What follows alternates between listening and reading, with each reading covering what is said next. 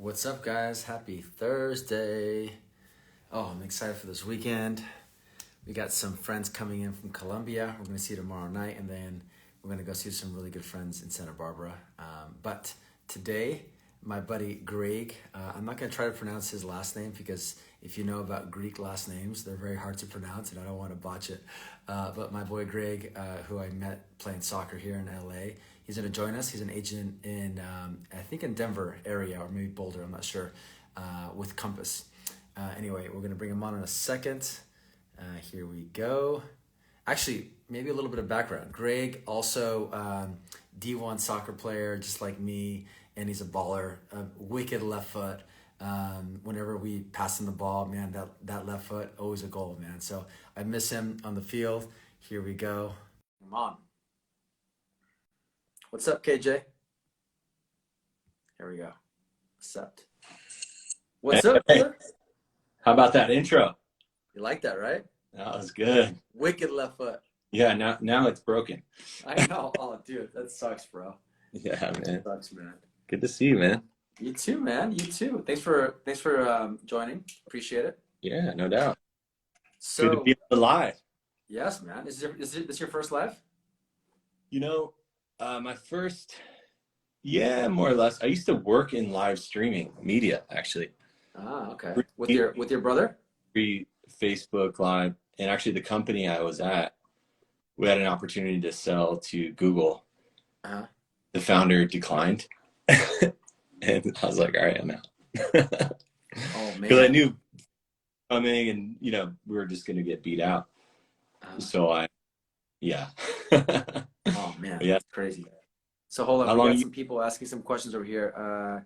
Agatha says, "Is that a real cactus?" Yes, it's a real cactus.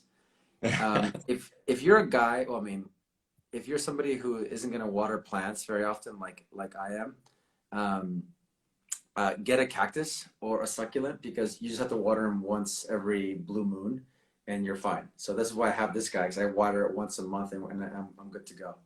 Have you seen all those apps that have come out recently that are like, scan the plant and it'll tell you how to fix it?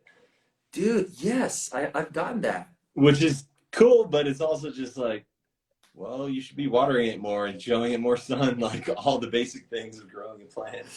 That's not true, Greg. That is absolutely not true, bro.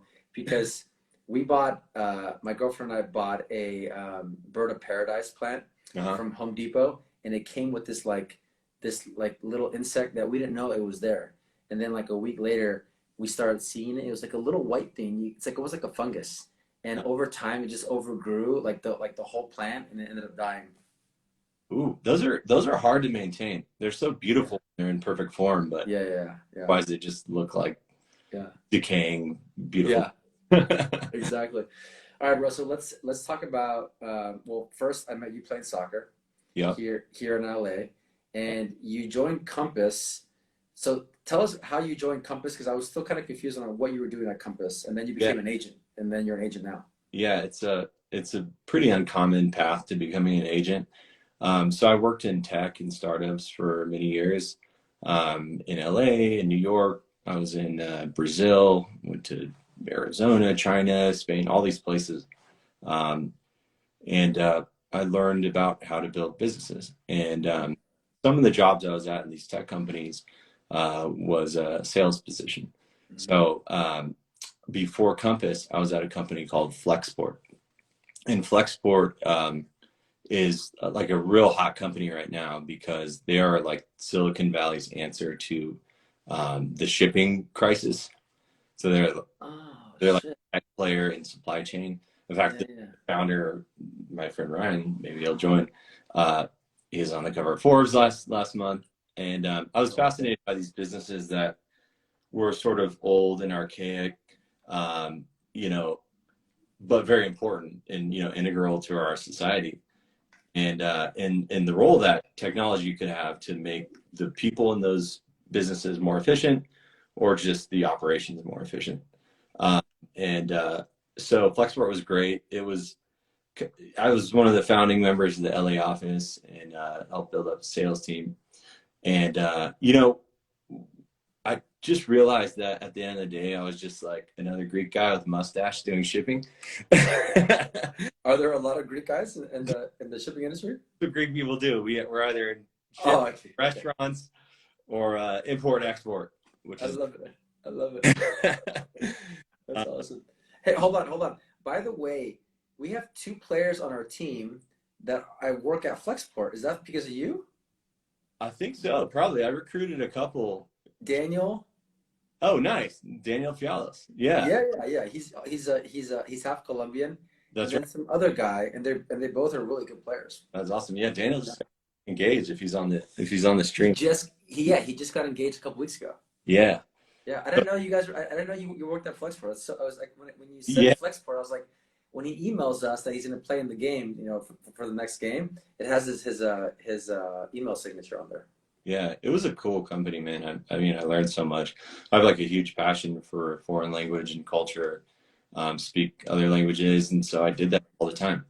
It's Yeah, like, you speak Mandarin, right? yeah, That's Chinese. fucking weird, bro. Yeah. Seeing your dad speak Mandarin on your IG, I'm like, this is mind blowing. I'm like, whenever I see somebody that speaks Mandarin that doesn't look Chinese, it's always really weird for me. I'm like, Totally. whoa. What's crazy is he speaks like 8 languages, and he is That's awesome. he can use multiple different dialects, and like he's traveled, but he's not like one of those people that has spent years abroad. He's just Yeah. a restaurant in West Denver, and is just a curious guy, and kind of has that audio gift of gab, if you will. Yeah, for sure. Yeah, so it's the coolest thing to be able to talk with my dad in Chinese. I mean, we regularly talk in multiple different languages. It's You do. That's awesome, man. my hero, man. Cool. That's awesome, man. He's actually So tell us why you joined Compass. yeah. So Compass reached out actually and said we're expanding our sales team in Southern California, and we want somebody who has good enterprise sales experience, but also somebody who understands the emotional component of buying and selling and moving companies and roles. And we have this role at the company called a strategic growth manager. And it is, my sister just joined the chat, said "xingzuo," which is What is that? I used to always tell us, which means sit down, because you say Okay. over dinner. I love that. But yeah, and so I was interested because I'd spent a lot of time in tech companies that were trying to, for lack of a better phrase, disrupt the old guard. Sure. Yeah. And I did believe truly that the agent was at the center of a transaction in real estate, and that companies like Zillow or other tech real estate players were trying to replace the agent. And I just thought it was one of those industries that people would always be really important. For example, you can have robots make a hamburger and have like a hamburger, restaurant. Then you lose the love, and you lose the soul, and you lose like the customization, and it's not to say that it wouldn't work. And so Compass's pitch was, let's build technology. Let's kind of reconfigure how we approach marketing. We don't want somebody's niece or nephew at the front desk filling out flyers. We want people who, are seasoned marketers, come from brands like Red Bull and Condé Nast and L'Oreal, Ralph Lauren, or whatever else. And let's do everything we can to empower the agent. And so my job there was, figured out a way to come on board. And my job was to basically recruit realtors to come. So I would reach out to people like you, to people, I didn't know that. I didn't know that's what you were doing there. Okay. Yeah. So it's basically anyone that was what we would consider a top producer, right? Mm-hmm. Who was making, let's say, 150K and up a year on average. Okay. And Compass had a couple different strategies for acquiring realtors. Sometimes they would acquire whole brokerages. Sometimes it was just individual agents. So I came on board, and my job there was to analyze how a realtor ran their business, and really get in the nitty gritty of what they were doing. And it was interesting doing these calls and pitching to them, because one of the things I learned was a lot of them didn't have much of a strategy or a plan. They were just workers, they worked hard, but it seemed like they were going from deal to deal, right? Mm-hmm. And weren't sort of looking at, their year and, their deal flow, their clientele, their operations, their marketing, like holistically with a plan. Mm-hmm. You are an example of somebody who's not like that, right? You have a very concerted, let's say, plan for the year, right? Mm-hmm. You do these IG lives every 2 weeks, like things like that are systematic. Yeah. And so in the process, I learned a lot about, um, how successful realtors really set themselves apart from the other top producers. Yeah. And I kind of thought to myself, I was like, I always had this perception of realtors. I'll give you an example. We had a guy in our neighborhood growing up. His name was Ed Hardy, and he was great. He took his job really seriously, and he did everything he could to get his name out there.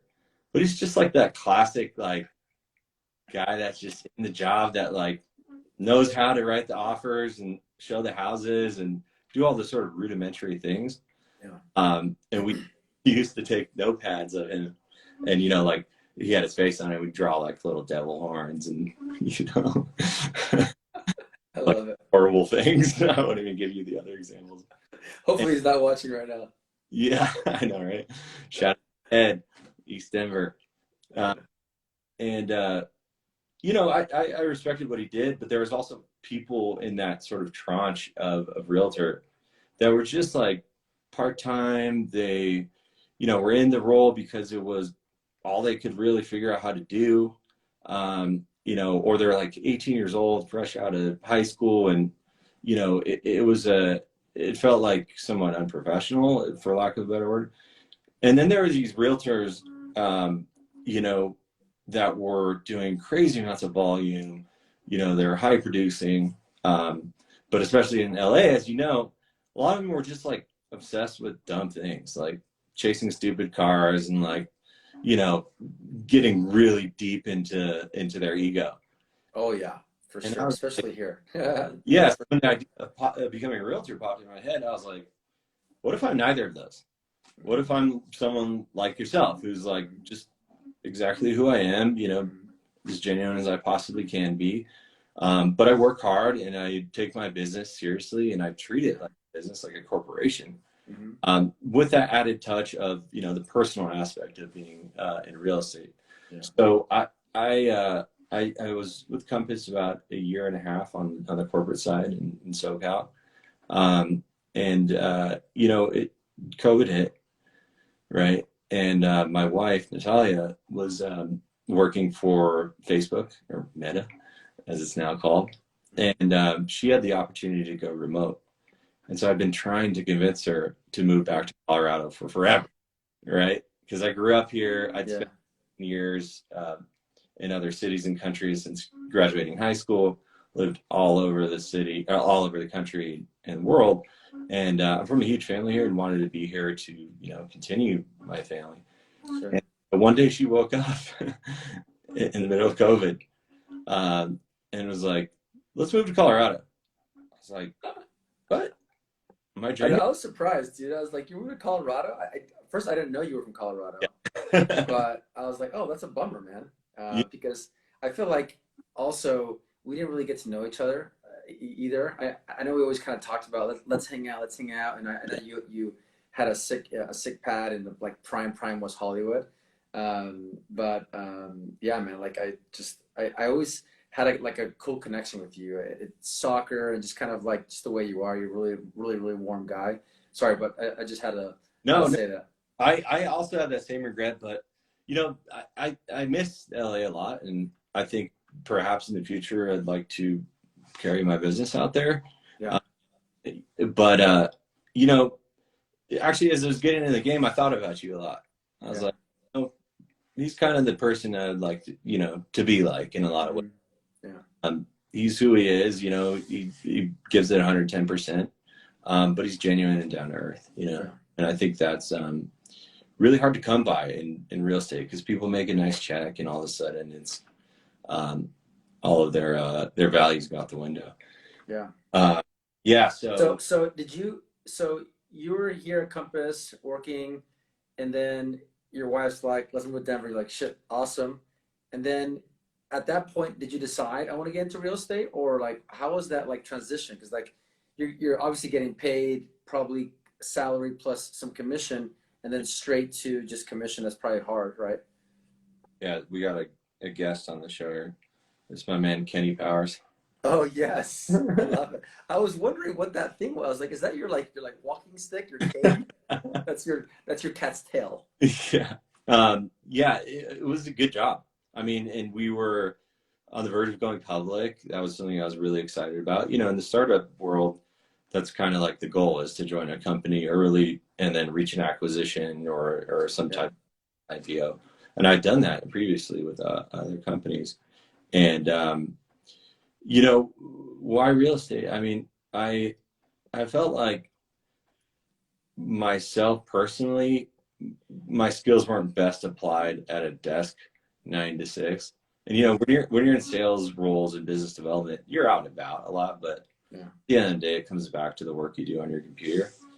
And I just wanted to be a little bit more integrated in the community. I mean, it's like my my entire family.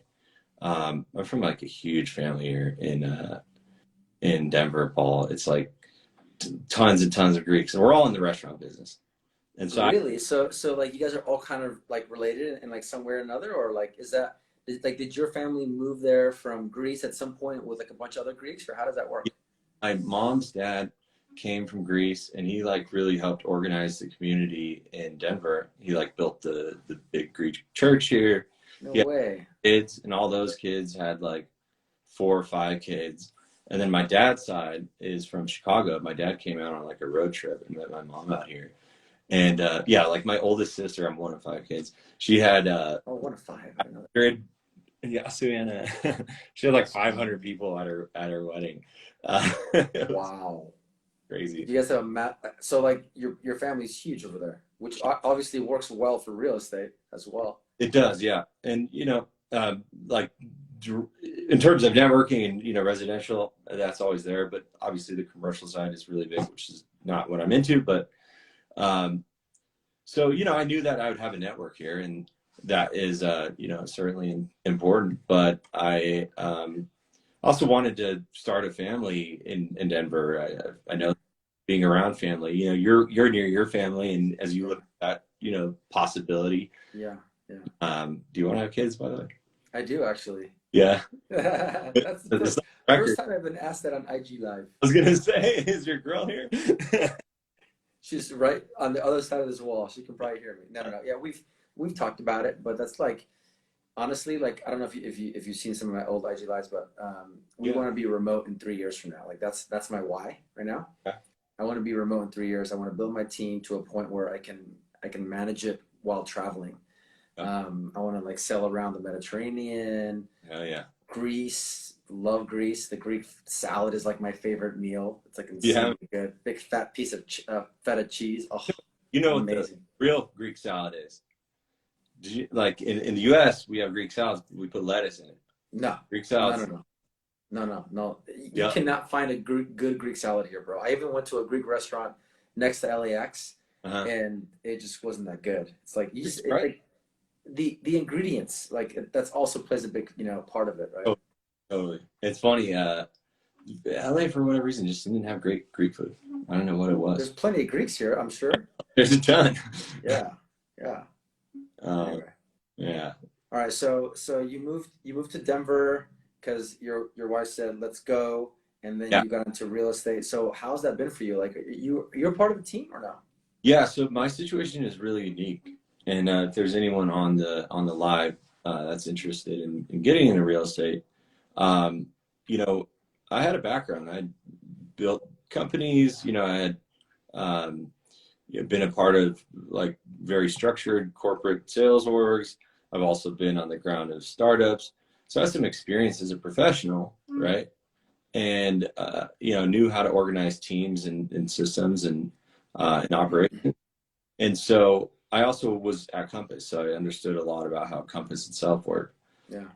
So what I wanted to do when I came out here was to basically find some realtors, like top producing realtors that I really respected, but knew could use a lot of help in terms of organizing the business, right? Operation side. Yeah. And so obviously as somebody, with a new license, I'm not going to be selling 50, 60, 70 million dollars a year. But in exchange for coming on to a partnership with some high-end realtors, I could help them organize that back end. To put it into soccer terms, my partners that I now have, they're scoring goals left and right. Yeah. But it wasn't as much of like a midfield and a defense, right? Yeah. Yeah. For sure. And For sure. figure out how to kind of bring all that together. Nice. So I was close with a guy named Jeff Henley. Just from actually when I joined Compass, I reached out to him just to get his perspective on why he left Sotheby's. And he was the founding agent at Compass in Colorado. So are you familiar with how they will sort of expand to a new market? No, I'm not. I'm not familiar. I mean, I know that they're just like so bullish, just like paying agents and brokerages. It's crazy. It's like exactly. I've never seen a company grow so fast in my life. It's insane. Magic of venture capital, man. Yeah, exactly. But basically, when they go to a new market, they identify who they think are like their top 5 to 10. This was my job, by the way. Yeah. And they'll say, hey, we want to make you our founding agent at, Compass in X market. So we're going to, give you a pretty nice package, but it's going to be a risk a little bit because you're going to leave, Sotheby's that you've been at for 15 years and whatever else it is. And then we're going to start building agents around you. We're going to kind of build this market together. And so Jeff was one of those, and his partner, who I actually did not know prior to reaching out to Jeff, Susie Dews, who's just incredible. She's one of the most impressive realtors I've ever met. She's been in real estate as long as I've been alive, literally. She joined, or she got her license on my birthday. I don't think she wants to know. I don't think she wants you to tell everybody how old she is. Oh man, she's got a youthful spirit. That's all I know. I love it. And she's just great. And so I met them both, and I basically proposed that idea. And I said, let me come on this year. I'm gonna not really proactively, seek my own business. Instead, I'm gonna focus on supporting you guys. That means doing showings at your listings, or figuring out how we organize the team and the communication. I think Susie just joined now. What's up, Susie? I know. I just saw that. What are the odds, man? Hey, that's so weird. I was just chatting about you, singing your praises, and he was. And we'll do that, for the first year or so, and slowly I'll start to procure my own business. But really, my goal is going to be focused on growing your book, and helping you manage your clients, and gathering the team together, and sort of organizing our operations. And in exchange for that, I'll take a piece of the revenue, but I won't be a salaried employee. I'll be a partner, essentially. Yeah. We'll configure the percentages as we go. Yeah. And it's been really great, man. I mean, I'm awesome, super grateful. You got it, Susie. I'm super grateful for everything they've taught me, and I'm super grateful for how they've been receptive to new ideas. Because it's very easy to say, well, you've been a realtor for 2 months, like what do you know, right? Yeah. But they respect the fact that I've done other things in other worlds, and a lot of these things are transferable. Oh, 100%. I mean, the operations side to me is like, because I didn't do any of that stuff. Like, I mean, my story is that I was like a single agent with my mom when I first started, and then I worked with this guy named Chad Rogers at Hilton and Hyland as his assistant, and then I kind of transferred into an agent role, but really didn't do any prospecting, or our team wasn't very like operationalized, But with the help of Tom Ferry and his coaching, I've really been able to operationalize, because they kind of teach you that whole back end, And I think that's what's missing in real estate, is because when we get our license, they don't teach us about operations No, or even sales or even like any of that stuff or like marketing. They just teach you about like the like legal stuff that honestly like very, very rarely encounter. totally. It's very odd. So as a new agent is actually really hard. Like, what do you do? There's no real handbook on like where to like what to do, where to go. Yep. I think Compass is a great company. I think if I wasn't at Hilton or Hyland, I think I would be either at Compass or the agency. We I try. think those are two great companies. So where do you go from here? Like you obviously want to be an agent at some point and maybe grow your own team. No, so I am an agent. I've, probably done about 10 million in my first year, or will come to that about. Nice. Your first year? Yeah, under my name, Yeah. but that really wasn't the focus. That was maybe just luck. Yeah. And Susie, man, over here. She's calling out your price is nice. she's 1.8, baby. number one, man. Um, yeah, the idea is how you're talking about being remote in 3 years. Yeah. Like I want my partners to be remote in 3 years. Not, but Susie will never stop working, but I want her to, have more freedom to not have to zip around town, and Yeah.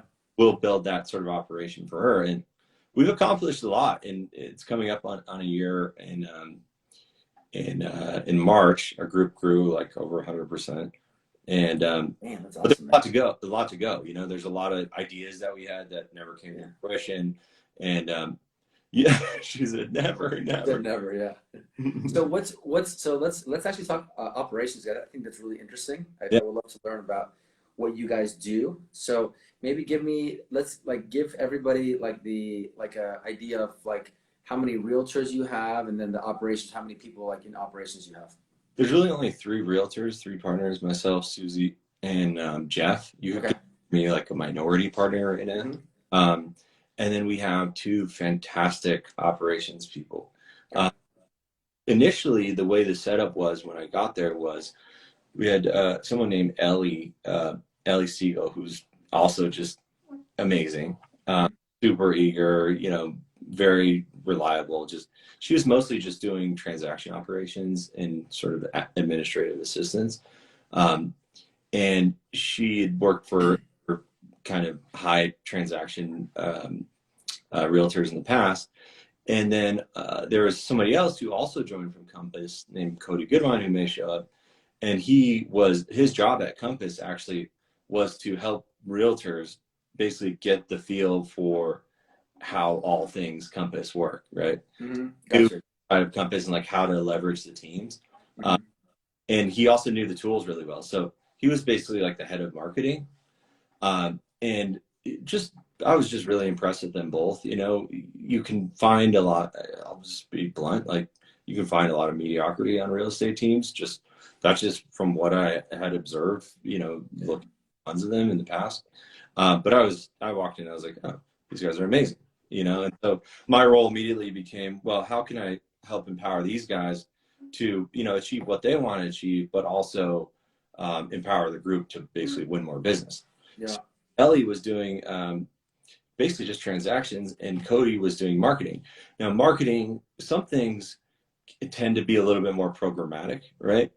Like you have your set schedule, you have your content calendar, you have your mailers, whatever it is, right? Yeah.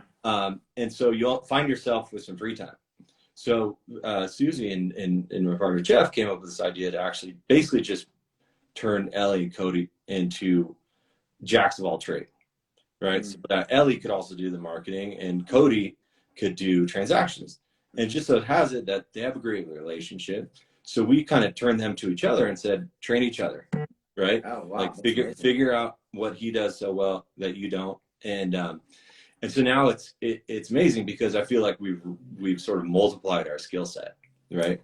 That's interesting. So why did you guys think of doing that? Because that's like, obviously, at least the way I've been kind of taught and what I've seen is that one person is good at one thing, so you have them do that one thing. What was the mindset behind kind of teaching each other so that they know both things? Yeah, it's a great question. I honestly can't take credit for that move, but it basically came down to time optimization, right? Like just by me coming on as a broker, we had more bandwidth to like service more clients. but didn't necessarily mean that, you know, the rest of the workload was balanced, right? Ellie was like doing transactions for myself, for Susie, for Jeff, and she was just like going crazy, right? Yeah. But then there are times in which she's, you know, the deal flow won't be as heavy, right? And she has some time to do something else productive, right? And vice versa with marketing, right? Like the example I gave you earlier. So it was like, well, we basically just make ourselves most productive. And you know, my when I worked in the restaurant business, like my dad would always tell me, you know, there would be no customers, right? It would be really slow. And so I say, all right, it's a good time to like go make a milkshake or like mess around in the back of the kitchen or something. Yeah, that's true. Yeah, for sure. And he's like, nope, there's always something that can be done. Like we can like clean up our workstations. We can, you know, 100%. whatever, right? I can't even. When you're a business owner, like if you don't have things to do, like sit down and think about what you can improve. Like there's like literally endless things. And that's a funny thing you said, because I was telling my girlfriend that day, I was like, I feel like I can never catch up on my to-do list, man. Because it's like I'm always thinking about new ideas, and so I'm kind of jotting them down. I'm just like, oh, I want to try this, I want to try that. It's like it's literally never-ending thing, right? Yeah, never-ending process. You know, that's something I think we want to get better at as a group, is like making like concerted KPIs or goals, and like figuring out how to metric those, and you know, Sisu. Performance. But at the same time, like we don't want to make this overly corporate. Like we have like a little bit of a small family. We don't want to like have one-on-ones where we sit down and I say, hey Ellie, you know, tell me about your week. You know what I mean? Like she's incredibly smart and you know, enterprising in her own right. And so we want to give everyone on the team that freedom to do that. You know, another thing that we put into place really early on, operations front, was really just streamlining communications. And I thought that I looked at all these real estate businesses, and I noticed that like the majority of them just had like a million different group texts and stuff like that. Dude, totally, it's nuts. I'm like, what are you doing? And you guys are you guys on Slack? Well, we talked about Slack, but Compass provides you with Workplace, which is like by Facebook, you know. Oh, gotcha. Yeah. Get a group for each property, and so we have all the communication logged under each property, and then we have a handful of like, you know, general channels. Like I just started one a few minutes ago called like a growth idea log, because every once in a while we're like, I was just on LinkedIn, okay, and I checked my LinkedIn, and you know, LinkedIn will tell you some of your contacts just started a new job. Yeah. Right? Well, a new job basically means more pay or a different location, right? Yeah. That's a good time to reach out. Yes. So why don't we just start a like log for places to dump these, and then nobody's gonna like act on them, but we meet and we come together. We're like, look at this log. How can we prioritize these? Yeah. So that's been really helpful, is just like streamlining. And we would get into these embarrassing, you know, text threads where we mean to text, you know, our partner, and we text the client, and it's like, you know, it's so true. Like I talked to some top real estate leaders that are doing like huge bit, like $200-300 million. I'm like, how do you guys communicate? Oh, email, text. I'm just like, whoa, that's crazy. Totally. I feel like I'm not making enough, you know, in terms of sales volume, but I'm like, I have all these systems. So what other systems do you guys use besides obviously the workplace that's provided by Compass? By the way, I'm going to answer that in a second, but Susie just pointed something out which reminded me of something, because we're talking about people and how you know, make the best use of them. She said Corey Anthony Photography just joined, and he's this photographer that we've been using. And I think that's another thing that like realtors get wrong, is they tend to view their vendors as like retail merchants, where you can go, you know, you need a hamburger, you stop by the nearest McDonald's, right? Yeah. But like if you start to view your vendors as partners and you invest in their success, 100%. Like they're gonna come back at you with quality product, right? Yeah. So Corey's somebody we've been investing in, and you know, trying to give as much business as possible, because he creates a good product. So that lesson of like, you know, empowering your teammates is not just true on your own individual team, but also your partners. I agree 100% on that. That's a good point. That is awfully I've never heard of, but I agree 100% because that's how I treat my vendors. Like you guys are family, and it's like you create this like synergy around all these partnerships you have. Totally. It's really important. You'd asked about like other systems. We don't we use the Compass tool as much as possible because we pay for them, right? I mean, yeah, they're part of our split or resource fee or whatever. And they having spent years in technology, like I'll just openly say that like agent technology for agents is not great all across the board, regardless of brokerage. And Compass technology may not be in the class of like Google or Facebook, right? But it's great. Like for what you need to do, it gets the job done. And they're working as hard as they possibly can to improve upon it. And so we take advantage of those as much as possible. And we'd use like, do you guys use like Follow Up Boss or something? No, I use something called Sierra Interactive. Okay. But yeah, it's similar to Follow Up Boss. It's a great CRM. Because I think doesn't Tom Ferry push the Follow Up Boss, or is he pushes? Well, he used to push contextually, which obviously was bought out by Compass. Yeah. And now he pushes like Boomtown. Oh yeah. Yeah, I mean, Follow Up. Honestly, he says it doesn't matter what CRM you use as long as you use a CRM that works for you. Right.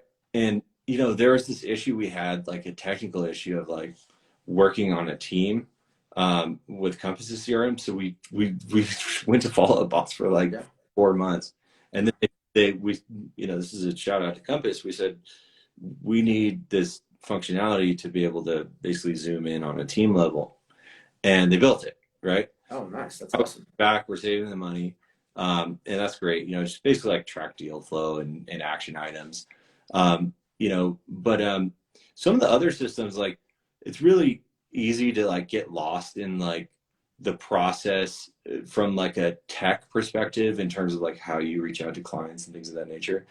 But some of the more simple things really go a long way. And what I mean by that is we have a weekly meeting as a team that we almost never cancel unless we think it's absolutely unnecessary. Yeah. And I'd say we probably end up doing like 90% of them. But just that, like, if you think about like realtors on a real estate team, like they're constantly everywhere. But in our situation, we're all sharing profits here. So we need to know exactly what's going on. Sure, we on the phone, ad hoc individually, but to come together as a team once a week, like I know that's not like a crazy idea, but to have that sort of stubbornness to stick to that has really gone a long way for us with agenda, right? And Damn, 125? That's awesome. Yeah. That's awesome. Good job, Susie. That's huge, bro. It's a lot. 125. She's like, I'm hiding that 5 million in my back pocket. That's a monster year. Yeah, it was great. And I attribute that to a lot of things like the market, the hustle, everyone stepping up. But I also attribute that to like that communication and synchronicity. What is the word? Synchronicity or something? I don't know. And it felt like nobody really knew what we were doing. We all knew kind of how each other worked. But just simple things like, hey, Gregory, can you show this property for a client? Sure, I'll show it to them. I'm going to reach out. I'll schedule it. And I'm just going to let you know. It's confirmed. We're good to go. Yeah. Right? Like just things like that, like to give people peace of mind and free up them. So I think that's really important. I think when you have a team and you have one, and I'm just riffing, so forgive me, man. I love it, bro. Everyone, fun, dude. Yeah, no, it's good. It's good. I didn't know you were such a talker. Yeah, man. I love to chat. I love it, bro. I love it. I love people.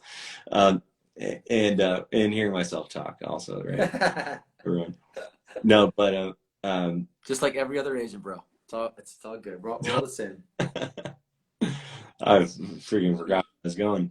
Well, let's talk about this. I want to talk about soccer for a bit, but yeah. I want to ask you. So, where do you see yourself in the next 5 years? Like, do you see like growing this team to like scale, or just keeping it small and just doing more volume? Yeah, I don't think of scaling the team in terms of brokers because at least in Denver, the high end is really particular. And, we definitely think of luxury as a level of service and not a Yeah, price. 100%. It happens that the price point tends to be very high, but that's a tribute to folks like Susie, who, you know, as long as she's been a realtor, consistent. She's like extremely reliable and she has a market. I think once you get a bigger team with more brokers, that just your brand sort of dilutes over time. And so which is a bad thing in a way because you can't scale the volume as much, right? It's very hard to. I agree, because as I'm building my team, I'm starting to see that, like, wow, I gotta really pay attention to all the fine details of like what I do and how do I communicate that to my team and workflows and videos and all that stuff, so that when they're in the same situation, they offer the same kind of value, so that the brand stays really high level service. Totally. And I think the mission that Compass has truly is my mission as well, which is the more time you spend on the phone or in front of clients, the better. Yeah. So technology really does have a role in that. And we're, as a group, doing a good job, but we're really just scratching the surface and a lot more things can be automated. Yeah. But that doesn't replace the fact that we will be having coffee meetings and going to houses and, giving them a call to see how they're doing and going to events and things of that nature. But personally, I would like to optimize that even further. I would like to scale up my business. My personal book of business. Sure. Contribute as much as I can to the group. Yeah. And I think for me personally, I think I'd like to actually do some development work later down the line. I have some I don't really want to share publicly, but that sounds awesome. I want to get into that too. That sounds really exciting. And what's like over there for development? Like, is it like over here where there's no land, so people just tear down houses and build up, or is it there's land and you did big tract communities? Both. Yeah, it's a little like LA, I think, is all about the scrapes, right? Yeah. And we have like California companies coming to Colorado looking for hot neighborhoods that have a scrape, and you send them the property and you do a deal, Yeah. And but there's just way more land here. Like Denver is like the right size city in many ways because you're 20 minutes from everywhere. Yeah. But people in Colorado also are like seek a totally different thing than I think folks who do that gravitate towards larger cities. Mm-hmm. And that's that like the outdoor lifestyle is like very big here, right? Yeah. It's big in maybe the coastal regions of LA, right? But like people in Silver Lake don't go to the beach. You know what I mean? They just want a nice modern farmhouse on top of a teardown, right? Yeah. So that being said, like you expand out into other parts of the state, it's pretty much beautiful everywhere. Mm-hmm. So you see a lot of like new development tract homes as well. Is that what you want to do? Like actual, like bigger, like no, or just like single? No, I want to get into hotel development actually.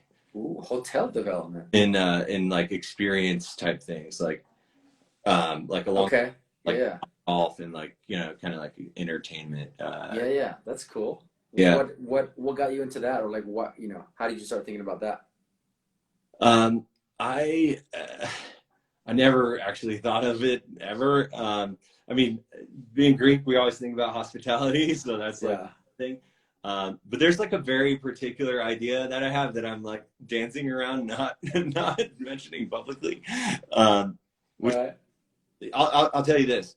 I think that people who travel nowadays, especially people of our generation, they truly seek an experience. 100%. And people want to own a home and like settle, but like the Airbnb culture of the world has geared people towards really not just like the way people used to travel, like hop on a cruise and go to the tourist spots, but like experience something truly unique. So I think people want to combine that in a lot of ways with like active things. And so I think there's a hospitality angle there, similar to like Top Golf, right? Or, any of these other like sports parks. And so there are some sports I have in mind that I kind of want to like integrate into the hotel business. Oh, that's cool. All right, you guys first heard it here. Greg's gonna do something big in Denver. I can't wait to see what that is, man. That sounds awesome, bro. That's like it's a bit of a pipe dream, but it's becoming more and more serious as like I think about it. But Why does it have to be a pipe dream, right? It's like we can do whatever we want to do, right? This exactly, is like that's how like in this day and age, like if you really wanted to become, CEO of a company or build your own, it's like now is there's never been a better time, first of all, well, because you can learn everything on YouTube or on the internet, right? It's like everything's at your disposal to do whatever you want, which is there's awesome. there's no excuse. You just have to be resourceful, commit the time, and Yeah. great to reach out to people and embarrass yourself, frankly. You know, Yeah. like Yeah. that's my theory on languages. You're like, how do you speak so much languages? You have to have something special in your brain. Like, not really. I'm just like really good at embarrassing myself and moving on. Like, you know? I love it. I love it. All right, so let's talk some soccer. Yes, please. First of all, how's Greece doing in the World Cup qualifying? Wait, you don't know, bro? Dude, I don't even know. It's so hard to Get get. the fuck out of here! How are they doing? I don't know. I'm not Greek. I'm Colombian. I know my country, Colombia. They're sucking bad. They're horrible right now. Even though they Well, have a solid team, but they're not doing well. here's the thing about me with sports. I love playing sports like obsessively. I play a lot of sports, it's like one of my main things to do. But I've never been like a big sports fan. Ah, I'm not okay. that turns on Sports Center. Um, and, I'm trying to change that though. So Colorado, I got tickets to the Rapids this year. And I'm They going to, did? Okay, cool. get into it and like check ESPN or whatever you guys do. I just don't really know. I used to watch SportsCenter a lot when I was single, but now that I have a girlfriend, no more SportsCenter for me. But my team, like the only team I love that I'm loyal to, is the Colombian national team. Yeah, Like you're that's the one team that Colombian I national. watch whenever they're on. I'm always watching it. That's awesome. Are you both of your parents from there? Or you? Yeah, both parents were born and raised in Colombia, Uh-huh. and they both came when they were in their 20s here to LA. Oh, no kidding. So, Yeah. So, what team do you support in LA? huh? What team do you support in LA? I don't. I don't really. I mean, like, I'll go watch Lakers. I like watching. I used to love watching Kobe play. Um, Well, you're probably uh, a Galaxy fan growing up, or a fan. no, I honestly like. I wasn't a big fan of MLS soccer. Yeah, Now I'm more of a fan. I yeah, just like. I used to go watch Galaxy. Like the soccer wasn't that good, and the energy sucked. yeah, But have you been to an LAFC game? yeah, man. My brother was a season ticket holder the first couple of years, and Dude, I enjoy LAFC games because like you got the what's called 3584 whatever, like the big section with all the fans doing the drums and the flares. That's it's fun. in football. It's amazing. Yeah. Yeah, I think the LAFC games, honestly, like I've told everybody, like I think it's the best sporting event in LA. Like I think it's better than watching Lakers. I agree, man. And what they did with the stadium is so brilliant. That when you go to like a Dodgers game and like there's like a million security guards telling you can't stand here, can't stand here. Yeah. Like they're just like, no, let's just make the whole thing a mezzanine so everyone can be social. It's Like so cool. a cocktail table and like have a drink. And like I think they found the formula, which is honestly very obvious for MLS, which is like I went to a Rapids game and I was like, what is with the lack of like awesome chants? Like nobody's like Yeah. getting drunk. Like How did that come? I mean, maybe like I agree 100%. Like they built that fan group almost like simultaneously as they built the team. Like this is really important, and that fan group makes the experience. Like that's the experience right there. I mean, they have it's LA, so they have like a star-studded investor group and, a lot of money going into it. But at the same time, they're like, well, people go to games because of the experience just as much as they do to follow the team. Hmm. In a place like LA where events are so big, like let's just optimize the experience and not worry as much about like the soccer. We'll Yeah. get fans to do, we'll like get the crazy fans to like start that section, right? But like let's make the stadium experience like incredible. You know, Yeah. and it's basically like what people go to baseball games for, right? They go for hot dogs and beer, but like they turn that up, you know, they turn up the volume on that. Yeah, no, it's awesome, man. Yeah. I was super stoked to be like, I went to a game for the first time. I don't know, the first season, and I was like, this is awesome. And like, I can also take the train, drops you off right there, walk to the stadium, have some drinks, not worry about the driving, the parking, and all that BS that comes with LA, and just go back on the train, which is awesome. Totally. Linco Gan Peterson knows what's up. Yeah. Optimize. All right, bro. Well, we've been on for almost an hour. Oh my. That is amazing. I love that. We're just having a good conversation, man. I'm gonna have these and host you and ask you a bunch of questions. I would love that. Let's do that. Talk all the time. I would love that. Thank you so much, bro, for coming on. I really appreciate it, and love that you're in real estate. Love what you're doing. Also, would love to chat about operations because that's something that I'm kind of new at, and I'm kind of trying to understand that. Yeah, man. Just I'll give you a ring when I come back to LA and come out to Colorado, dude. I know, man. I know. Well, thank you so much for being on here, brother. Good luck with everything. And all right. See you later. Talk to you later. See you guys. Later, brother. See you, man. Yeah.